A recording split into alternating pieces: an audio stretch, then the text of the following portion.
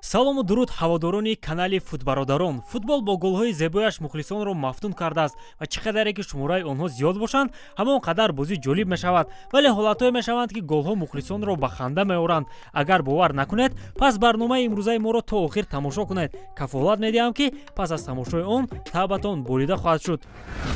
ин видео бо сарпарастии 1x сохта шуд. Регистратсия осон, пур кардани маблағ аз тамоми гӯшаву канори дунё ва коэффициентҳои баланд, вале муҳимтар аз ҳама бонус $100 дар аввалин пардохт бо промокоди Touchfoot. Ҳамаи ин дар ширкати бовариноки 1x. маълумотҳои зарура дар комментария. Имкониятро аз даст надиҳед.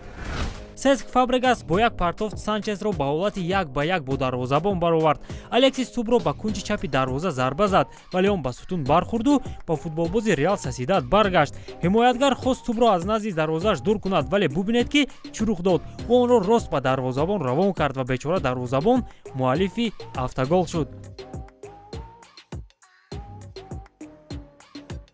дар лигаи ҳаваскорони Швейтсария яке аз бозингарон худро Златан Ибрагимович ҳис карда зарбаи хелу зеборо иҷро кард, вале бояд як чизро хотиррасон кунем. Инҷо автогол буд.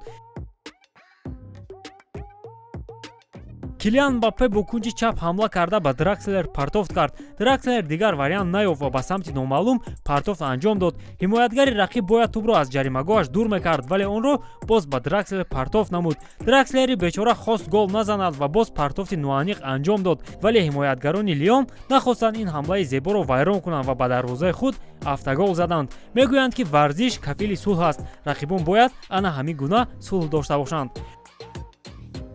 футболбози Сасуоло ба дарвозаи Киево зарба зад, вале дарвозабон онро баргардонд. ҳимоятгар хост ба қафаси синааш ба дарвозабон партофт кунад, зеро дар ин ҳол ӯ ҳақ дорад тубро бо дасташ биқапад, вале ба ҷои ин ҳимоятгари Киево муаллифи автоголи зебое шуд.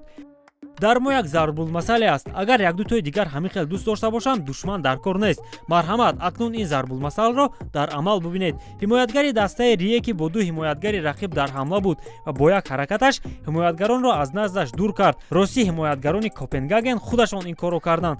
паткат зидди ҳамдастаи худ. ҳамлагар бошад ҳамларо идома доду аз болои сари дарвозабон тубро партофт, вале он ба сутун бархӯрд. дар ин вақт сеюм ҳимоятгари дастаи Копенгаген ба ёрӣ омад ва ин ҳамлаи зебои рақибонро бо автогол анҷом дод. дар ин ҳолат бошад дарвозабон ба фикрам Ҷиани Тренер буд ва аввалин бор тариқи тағовузӣ дар майдон қарор гирифт. пас аз он ки ҳамдастааш ба ӯ партофт кард, дарвозабон ҳаракатҳоеро анҷом дод ки ба ақл рост намеояд ва ҳамин тавр муаллифи автогол шуд. ба фикрам ба автоголи худ ставка монда буд, зеро бо чунин бозӣ дигар рӯи футболро намебинад.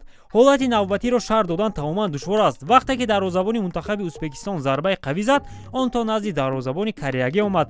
коре ки дарвозабони Кореягӣ анҷом дод, хайр худатон давомашро бубинед.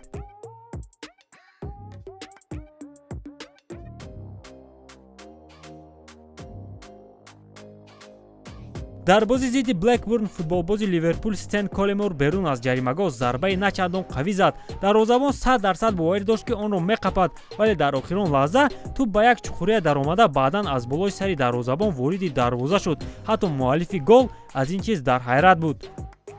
дар бози зидди Ливерпул футболбози ояндаи Реал Мадрид Гарет Бейл муаллифи автоголи аҷибе шуд. ҳамдастаи ӯ ки дар хати дарвоза истода буд, тубро рост ба сари ӯ равон кард. Бейл ба замин афтид ва вақте ба худ омад, фаҳмид ки гол задааст, ростӣ ба дарвозаи худ.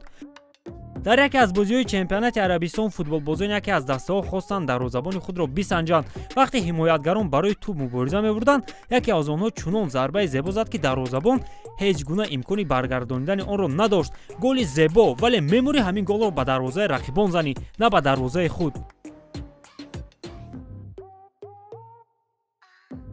ин дарвозабон чунон ташна мондааст ки дар вақти ҳамлаи рақибон хост об нӯшад. ӯ ба дохили дарвоза даромада зарфи обро гирифт, вале вақте ба қафо нигоҳ кард, дид ки рақибон гол заданд. об неъмати бебаҳост. голро ҳар рӯз хӯрдан мумкин аст. ҳимоятгари Фрайбург Павел Крмаш дар охирон бозии худ дар карьерааш ба бозӣ зидди Ганновер ба майдон баромад. дар чунин як рӯзи муҳим Крмаш хело зебо ба дарвозаи худ автогол зад ва ҳамин тавр Фрайбургро ба дивизиони дуюми чемпионати олмон равон карду худашам бо футбол хайрухуш гуфт. бо ҳамин тамом дӯстон, инҷо ҳам мо бо шумо хайрухуш мекунем то барномаҳои оянда. сарбаланду пирӯз бошед.